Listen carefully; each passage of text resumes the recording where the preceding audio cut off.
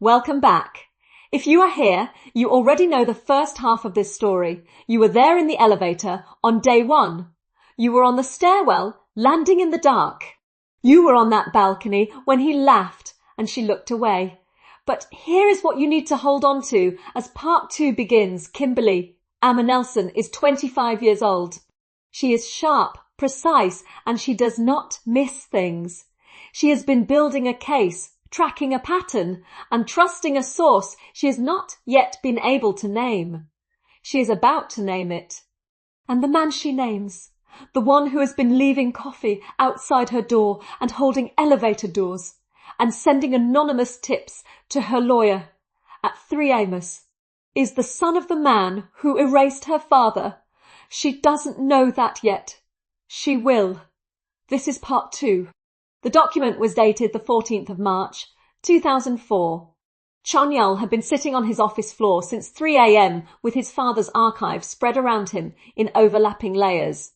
And he had found many things in those hours: quarterly reports, correspondence with attorneys, property filings, the bureaucratic sediment of a family that had been building its empire carefully and quietly for 30 years across many categories of business, some of which appeared in no public filing anywhere.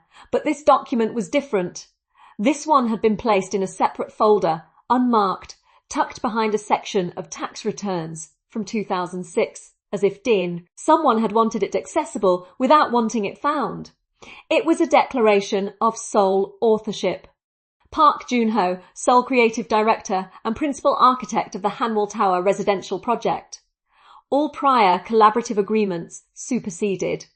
All co-authorship claims formally dissolved. Signed, notarized, filed with the Korean Institute of Architects and the Seoul Metropolitan Government's Planning Authority. Attached to it, a letter from Kofi, Nelson's Korean legal representative, dated 2 weeks earlier, stating that Mr. Nelson disputed the dissolution and was prepared to pursue formal recognition of his contribution. Attached to that, a response from Park Joon-ho's attorneys, informing Mr. Nelson's representative that any public claim to co-authorship would be met with a defamation countersuit and the full resources of Park Holdings' legal department. After that, nothing. No further correspondence, no legal filings from Kofi Nelson's side, just silence. The kind that happens when a wall has been built high enough that the other person stops. Trying to climb it, Chanyeol sat with the folder in his hands and thought about his mother's letters.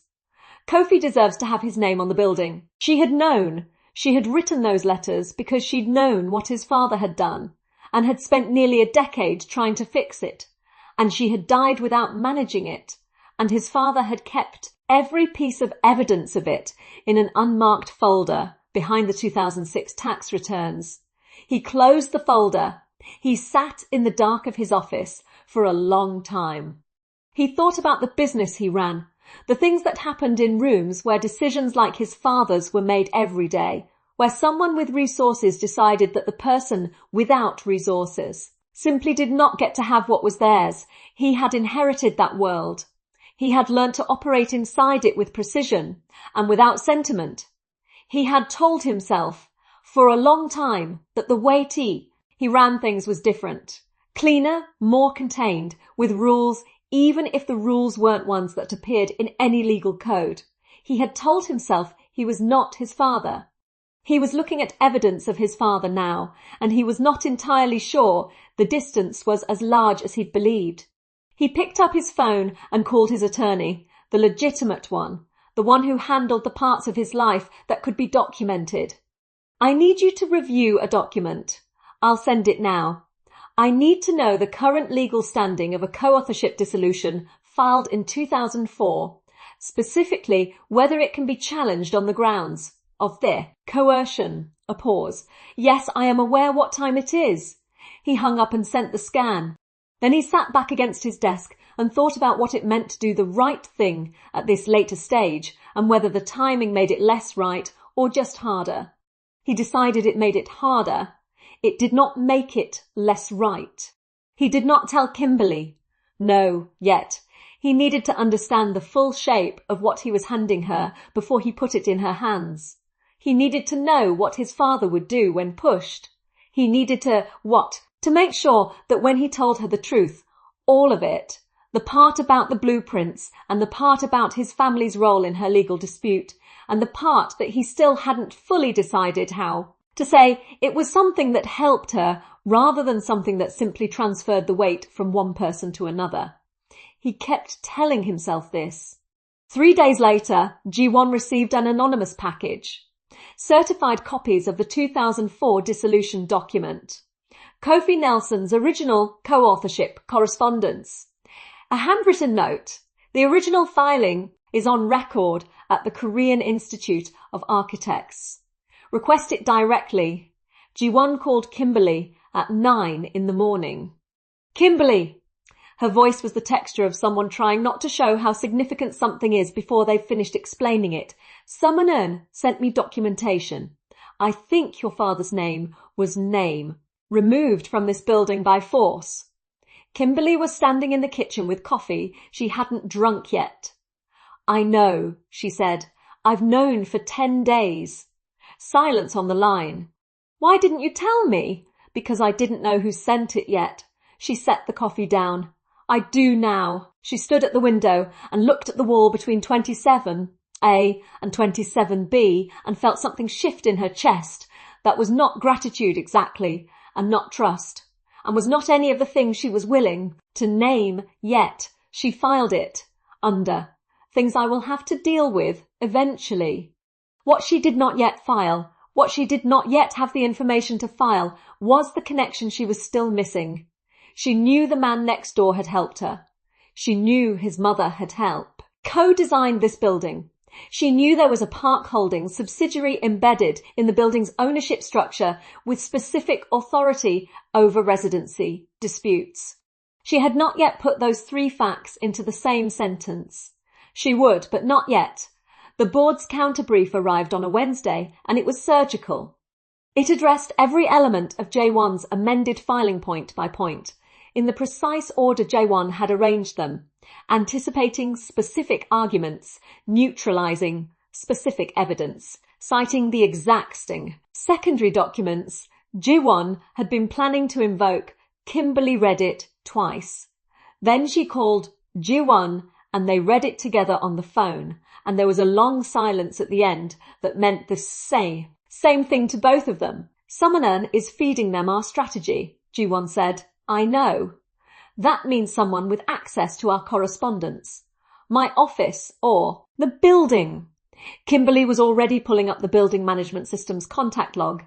Every formal notice I've received has come through building management. Every time I've sent documentation upstairs, it has been stamped and logged by the front desk. You think someone in the building's admin is passing information to the board. I think someone has been doing it since before I arrived. She thought about the men in the lobby on her first day, the way they'd been waiting before she'd even gotten out of the taxi. Do me a gotten favour. The next communication you send, put one wrong date in it. Something small, something I'll see reflected in their filing if it goes through. Jaewon was quiet for a moment. That is actually smart, I know. The test filing went out on a Thursday. The board's attorneys referenced the wrong date in a supplemental brief on Monday. Kimberly sat with that information for exactly 1 hour. Then she went downstairs.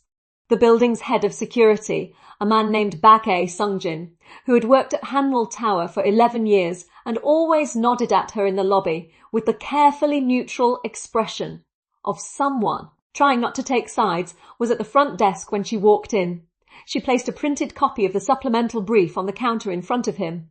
She placed a copy of Ji-won's test filing. Beside it, she tapped the wrong date on each document.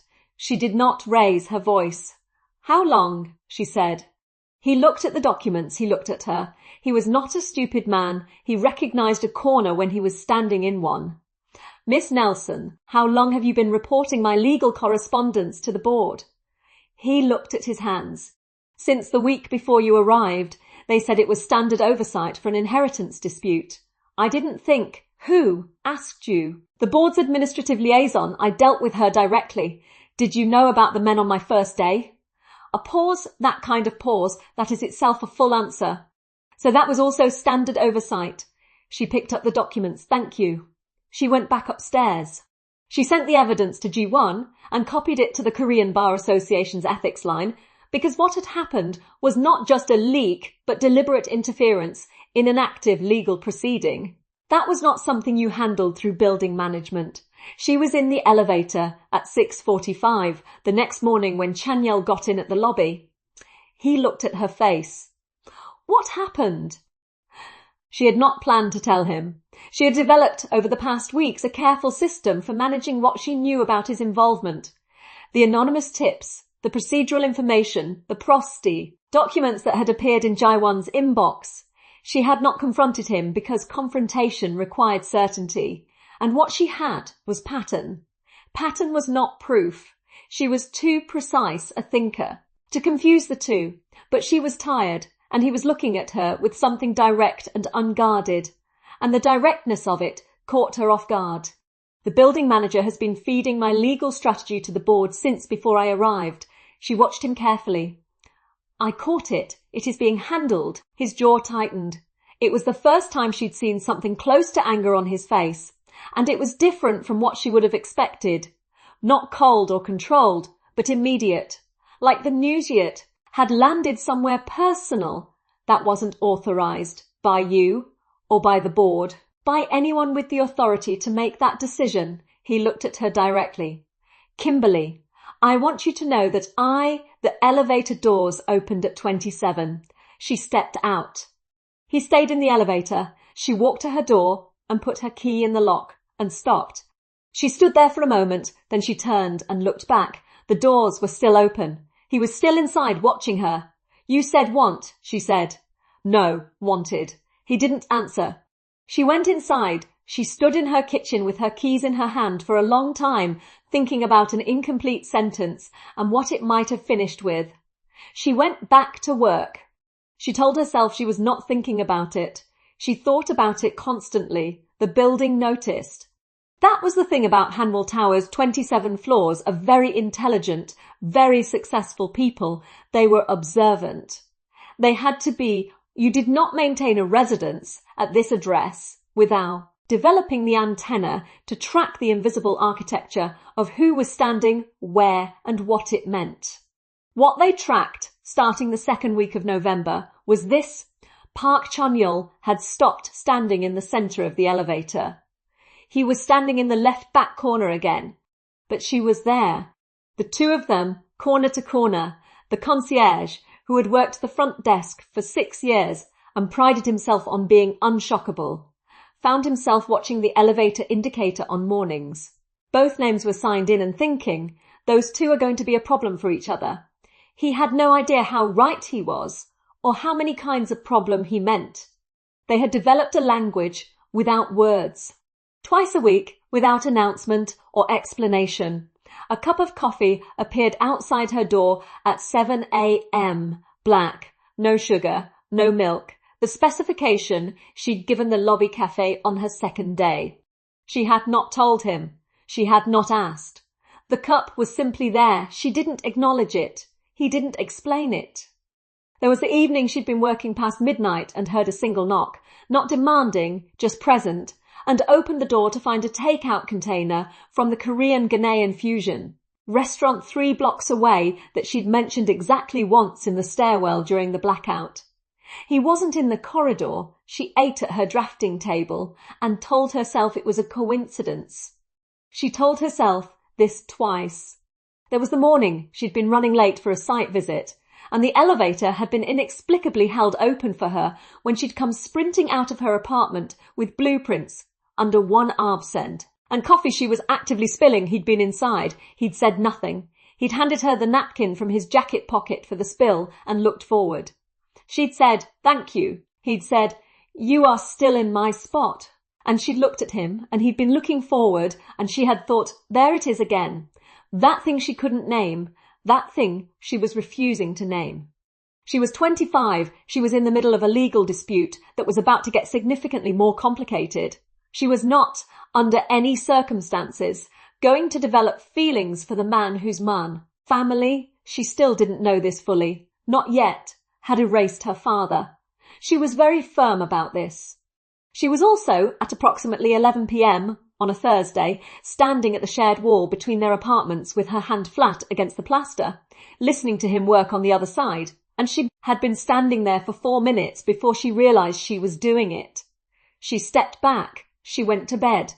On his side of the wall, Chanyeol was aware of her in the involuntary way, the kind that knew she was home before he'd consciously registered her key in the lock that had mapped the sound of her key, moving through the apartment without meaning to. Drafting table, kitchen, window, he knew her evenings by their sounds. He had spent 27 years being very good at not wanting things he'd bockened, decided not to want. This was not working the way it usually worked. She was unlike anyone he had encountered.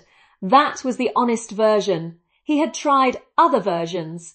She was persistent, professionally sharp, a complication in an already complicated situation. And they were all true, but none of them were the whole truth. The whole truth was simpler and considerably more inconvenient. She looked at him like he was a structural problem she found interesting, rather than one she found frightening, and in his life, in the specific geography of who Park Chanyeol was and what that meant, interesting was something he hadn't encountered before.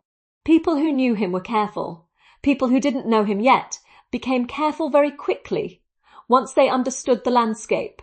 She had walked into his elevator on day 1 and told him he was in her spot.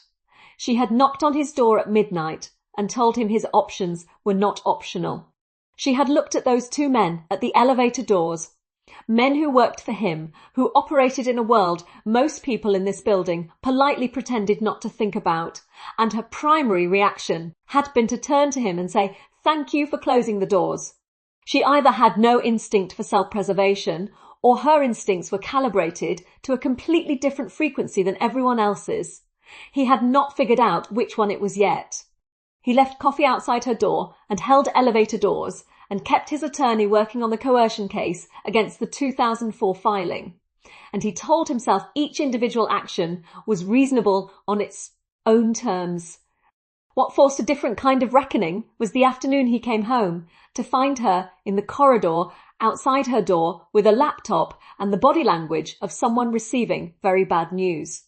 She was DSMP, sitting on the floor, back against the wall, laptop balanced on her knees, very still, in the way of people holding something heavy. He should have gone inside. He stopped. Kimberly. She looked up. Her eyes were dry. She was not the kind of person who cried where she could be seen. He'd understood that early. But she was close to something. Hearing's been moved again. 5 days. They found a procedural angle I haven't been able to counter yet. A pause. I am okay. You are sitting on the floor. Floors are structural. I trust them. He sat down beside her. No, close, no. Far, just present. She looked at him. You don't have to do that.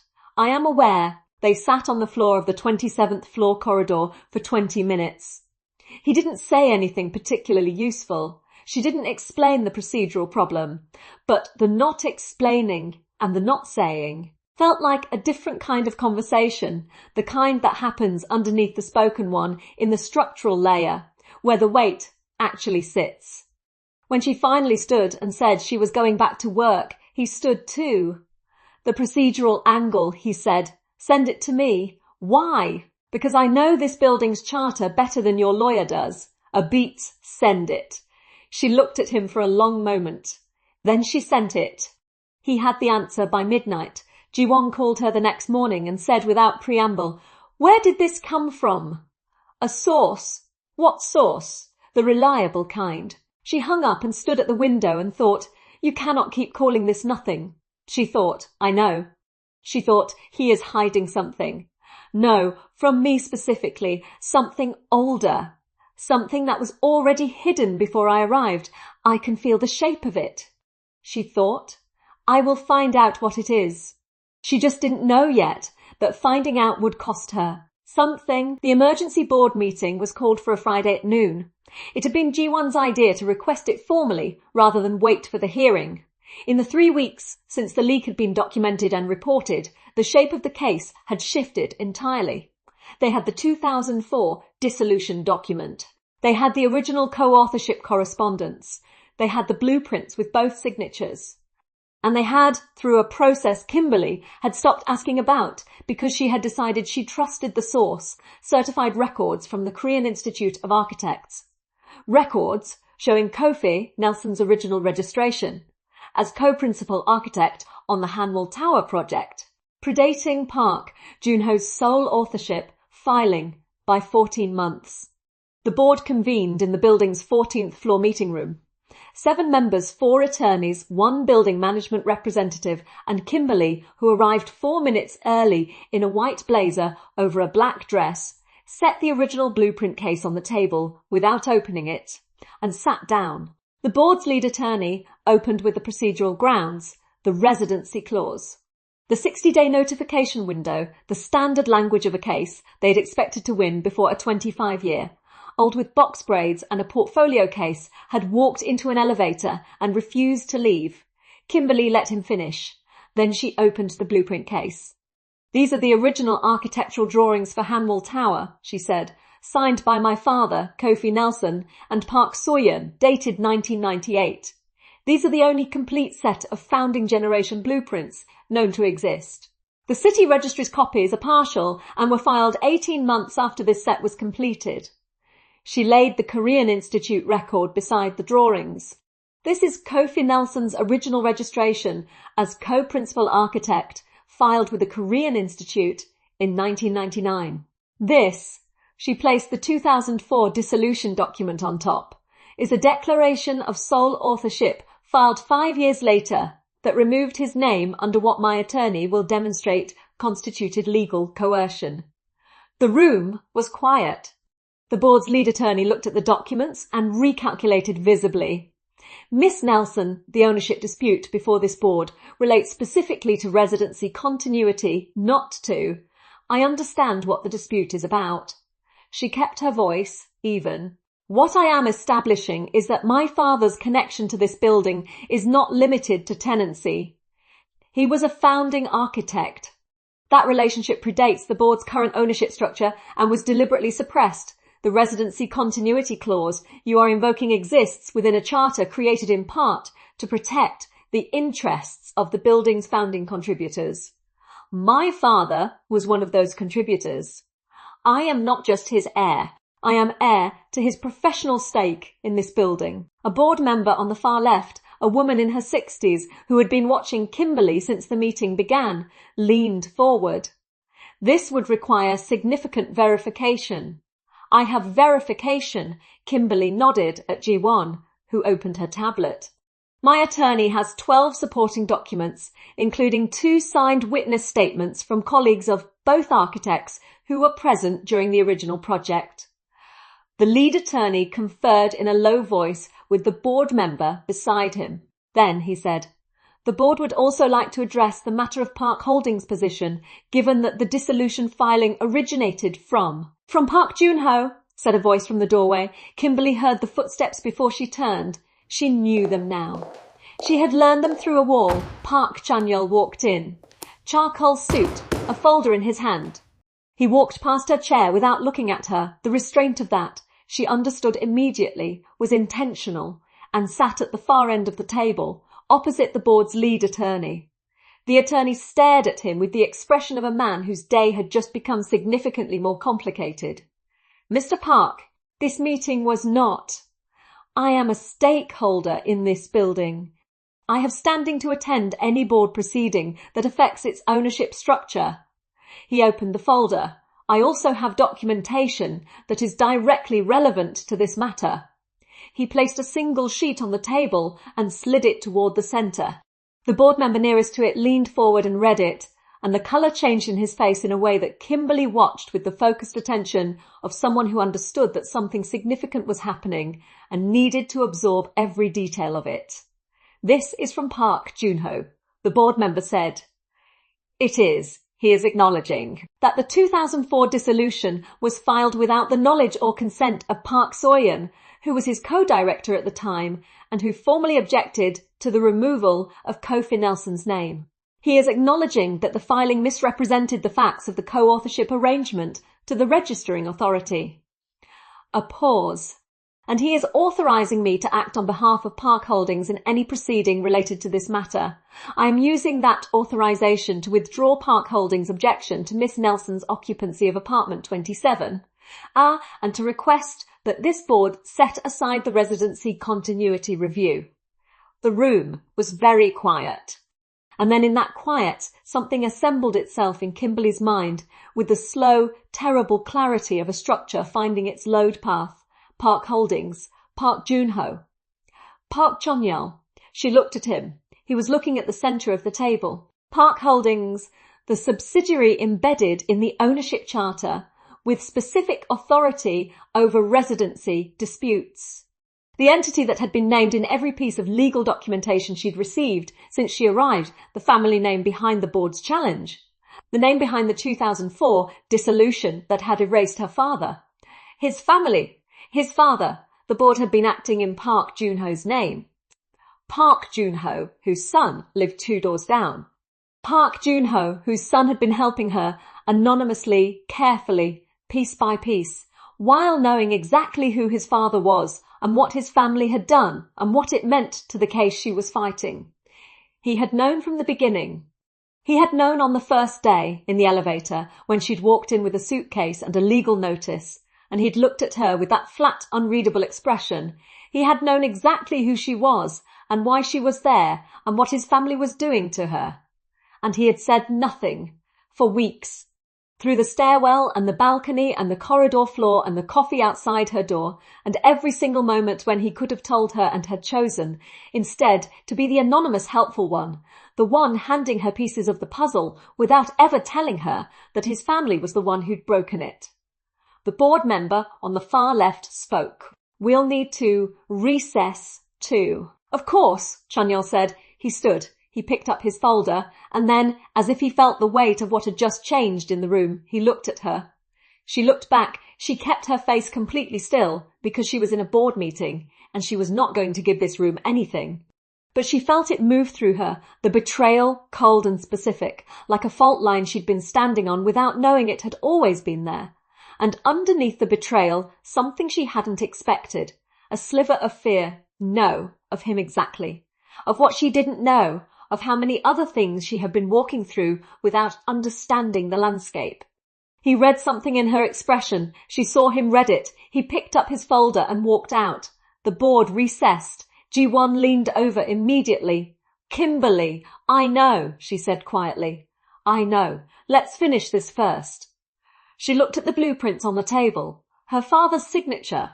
The building her father had helped build and had been forced out of and had hidden the evidence of inside a wall for her to find when she was ready. For when it is time, she straightened her blazer.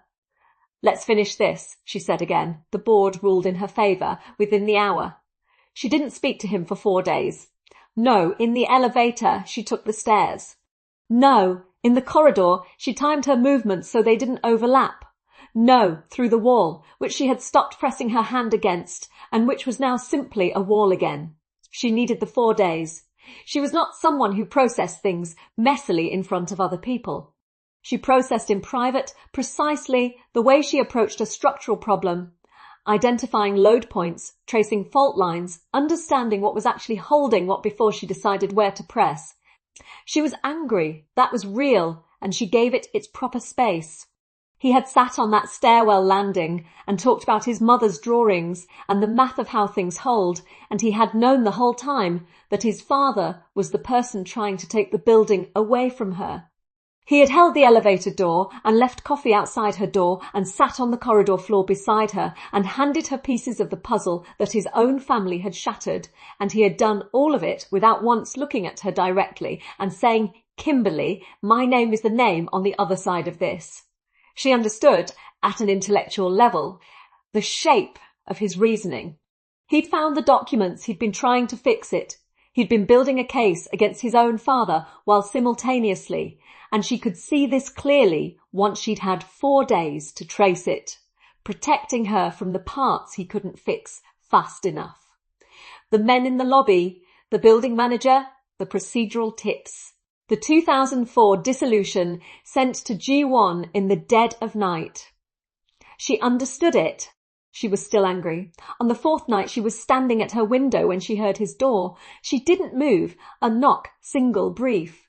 No, demanding. She stood at the window for 10 more seconds. Then she went to the door and opened it. He was in a dark jacket. No tie. He was holding nothing. He looked like someone who had rehearsed what he was going to say and had, at the last moment, decided to throw the rehearsal out. "I owe you an explanation," he said. "You owe me several. Can I come in?" She considered him for a moment. Then she stepped back from the door. He came in. He looked at the apartment, the drafting table, the blueprints spread out, the mug on the counter, with the expression of someone seeing something they had only previously known from the other side of a wall. He looked at the place where the plaster had been repaired in the northwest corner of the second bedroom's doorway. He sat down in the chair she indicated, and she sat at the drafting table and looked at him. "Start," she said. He started. He told her about the brief from the board before she arrived, about agreeing to let them handle it, the version of events where she was simply an inheritance dispute to be resolved. Not a person yet, not anyone he'd had any reason to think about. He told her about the elevator and how that had changed, though he kept that part precise and factual the way he did most things. He told her about finding the documents in his father's archive, about the letters his mother had written, about what it had felt like to sit on his office floor at 3 a.m. and understand what his family's name had been built on. He told her about the calls he'd made. The attorney, his father, the conversation that had been, he said, with the flatness of someone describing something that had cost them significantly among the most difficult of his life. He didn't offer it easily, he said. The letter? I had to put certain things on the table. What things? A pause. The documentation I had and the willingness to use it publicly if he didn't. She looked at him. You threatened your own father. I presented him with a choice. On my behalf. On your father's behalf, he said quietly. Your father's name should have been on that building for 20 years. Kofi Nelson built it. My father lied about that. My mother spent the rest of her life trying to fix it and died before she could. I was not going to sit in that apartment knowing all of that and do nothing. The room was quiet. Why didn't you tell me, she said, when you found the documents, when you realized what your family had done? Why didn't you come to me directly? He looked at the middle distance for a moment. Because I didn't know how to tell you that the person helping you anonymously and the family trying to take your apartment were the same name. I told myself I needed to have everything in order first. A full case actionable documentation, something that would actually resolve the situation rather than just, he stopped, transferring the weight. That is a very tidy reason, she said. It is a true one. It is also convenient. She looked at him directly. It meant you could keep helping me without having to watch my face when you told me. He didn't answer, which was its own answer. She stood and walked to the window. Seoul was doing what it always did, moving, indifferent, full of its own business. She thought about her father hiding the blueprints in the wall. She thought about Park Soo-yeon writing letters for 9 years that no one read in time. She thought about 2 architects pressing their initials into a corner of a drawing as a private joke, and what it meant that both of their children had ended up standing in that corner without a map. Were you going to tell me, she said, if the board meeting hadn't forced it? When? I don't know, he said it without evasion, which she noticed. I kept finding reasons to wait. I told myself it was about having everything ready, but you are right that it was also a pause. Easier to help you from where I was than to stand in front of you and tell you my last name was the obstacle. She turned around. I was scared of you, she said, on the first day, for about 30 seconds before I decided I wasn't going to be, the way those men stopped at the elevator doors, the way the concierge went pale. I didn't know what you were. I still don't. Not entirely. He was very still, but I stopped being scared, she continued. And I think part of why I stopped was because I decided you were one thing and not another. And the board meeting felt like, she paused, finding the right word. Like finding out the building had a fault line I'd been walking over without knowing it was there. I know, he said. Is there anything else I don't know? He looked at her for a long moment. I don't run a standard business, he said. It was the simplest possible version of it, and they both knew that. The family's legitimate holdings are real, but there are other things that are why people in this building take the stairs, things that are why those men stopped at the elevator doors. She absorbed this. Are you dangerous? She said. To people who give me reason to be, to me, no. He said it without hesitation and without softness. Never. She looked at him for a long moment with the focused attention she gave to structural things. The things that carried weight invisibly, the things you had to read carefully to understand. She believed him. She didn't know if that was precision or feeling. She suspected, at this point, it was both. Your father's letter, she said finally. The board ruling. The institute petition. All of that still stands. My attorney filed the restoration petition this morning, co-signed by Park Holdings. Your father's name goes back on the building's founding record. She turned back to the window. Okay, she said. Okay, I am still angry. I know I'm going to be angry for a while. That is fair. And there is a version of this. She stopped, then kept going, where everything you just told me makes the last 2 months a very complicated thing to look back at. I know that too. She was quiet for a moment. Chanyeol. He looked up. Why did you really do it? She said. No, the legal version. No, the part about your father's letter or the documentation or what your mother would have wanted. Why did you? She gestured vaguely at the coffee and the takeout and the corridor floor and everything they both knew she meant. All of it. He stood. He crossed the room and stopped a few feet from her, close enough that this was clearly a choice, far enough that it was still a question. Because you walked into my elevator on your first day in this city with 2 suitcases and a legal notice and 2 men behind you, and you looked at me like I was a minor inconvenience, and it was the first time in my life that anyone had ever done that. A pause, and because everything after that made it worse. The noise complaint, the stairwell, the balcony. You sitting on the floor of the corridor at 6 p.m. telling me floors were structural and you trusted them. She looked at him. Worse, she repeated. More, he said. I meant more. That is not what you said. I know. Both are true. She looked at him for a long time with the expression she used when she was reading the truth of something underneath its surface. Patient, precise, unafraid. I am still angry, she said. I know, and I need time. I know that too. And you are going to have to explain, at some point, the rest of it, the things that make people take the stairs. Yes. All of it. All of it, he agreed. She nodded, once in the way she nodded when she'd assessed something, and reached a conclusion she intended to stand on. Okay, she said. He looked at her. It's that. It means I am not walking away from it, she said quietly. It doesn't mean I am walking into it yet, but I am not walking away. He was very still. Then slowly, with the careful quality of someone who had been managing their own expressions for so long that the unmanaged version was almost uncomfortable, he looked at her with everything he'd been keeping in the structural layer. The part underneath, the part that had been there since an elevator on a Tuesday in October and a woman who had looked at him like he was a problem she found interesting. Kimberly, he said. I know, she said. No, I need to say it. She waited. I love you, he said. No, as a reason. No, as a justification for any of it. Just as the thing that is true. I love the way you read blueprints like they're in a language everyone else has forgotten. I love that you knocked on my door at midnight and told me my options weren't optional. I love that you sat on a stairwell landing in a blackout and talked about the math of how things hold like it was the most natural conversation in the world. I love that you were scared for 30 seconds and then decided not to be, and that you've never been since, not even when you probably should have been. He paused. I should have told you who I was. I should have told you what my family had done. I have no clean justification for the time it took. I only have the truth, which is that I was trying to find a way to give you back what my family had taken before I handed you the full weight of what that meant. I did it badly. I am telling you now. The room was quiet. Seoul moved outside the window. Kimberly stood in her father's apartment in the building her father had helped build with a man who had spent 2 months helping her take it back. Imperfectly, secretly, at personal cost she was only beginning to understand the full shape of. She thought about the blueprints in the wall. She thought about for when it is time. I know, she said for the third time. That is not an answer. I know that too, she looked at him.